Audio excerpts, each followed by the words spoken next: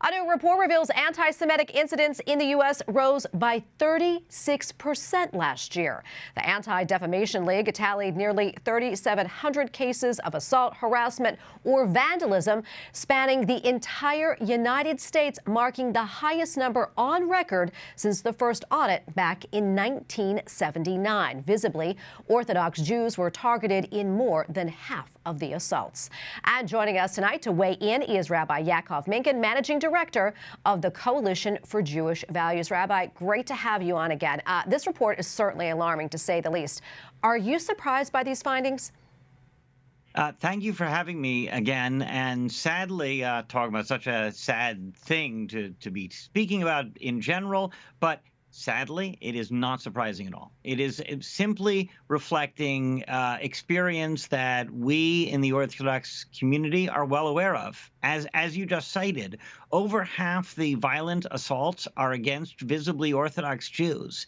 And it's very sad that a lot of the so-called experts in fighting anti-Semitism seem to not wish to listen to not only the knowledge and the learning of the Orthodox community, but also the experience that we have around us every day. This has finally shown it in real numbers, and we hope people will respond accordingly. Rabbi Menken, how concerned are you for your community, and what can be done about this? Well, it's obvious that there's a need to speak back and obviously this is part of that whole range of values issues and attacks on all religious communities, but it obviously is especially targeting. I mean, the Jews have been the canary in the coal mine for centuries, if not millennia, and this is just more of the same. Am I concerned about our overall survival? Look how well the Jewish community is doing after the Holocaust. But think about the horrors of the Holocaust and what increasing anti-Semitism means less than a century later for the country that's harboring it. Yeah, I want to switch gears here just slightly here for a minute. I want to talk about a recent article that was in the New York Times, which claimed that ancient Judaism recognizes a variety of genders. Rabbi, your thoughts on this? I mean, is this claim reflective of Jewish law?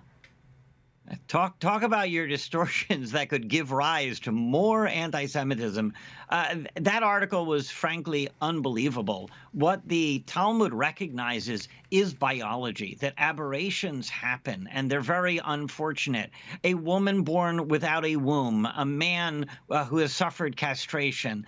Those are some of the cases that he's describing as alternate genders. None of these were about choices. All of these are about biology. If you want to know what Judaism teaches, you can't get past the first chapter of the first book without reading that man and woman are distinct creations of God. It's really that simple. Why do you think this was printed in the New York Times? I mean, what's behind this? This is obviously the New York Times is part of this on this woke agenda. It's why they're targeting the Orthodox Jewish community at a time of this Orthodox Jewish anti-Orthodox violence.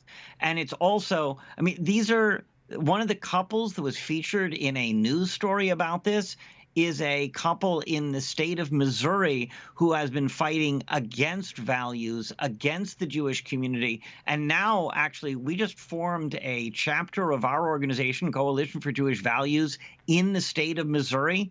And the left has gone absolutely apoplectic with rage that there should be an alternate voice promoting genuine Jewish values in place of, like I said, a woman who believes that it's promoting Jewish values to promote transgender, quote unquote, care for preteen children. Rabbi, before you let go, we're almost out of time, but I want to ask you about this story. A group of Jewish parents, they're suing the state of California. They want equal access to special needs education for their children who are in Orthodox schools. Your thoughts on all of this?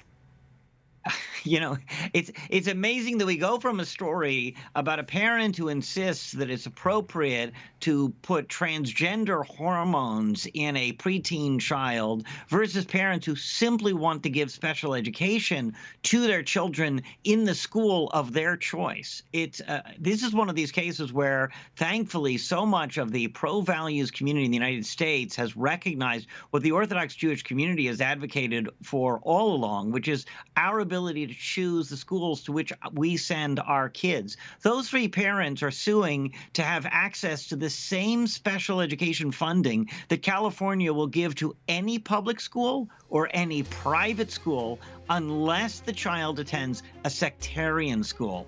And that, of course, is an anti-religious bias that no parent should support. We're going to leave it right there. Rabbi, always great to have you on and get your insights. We appreciate it. Thank you so much.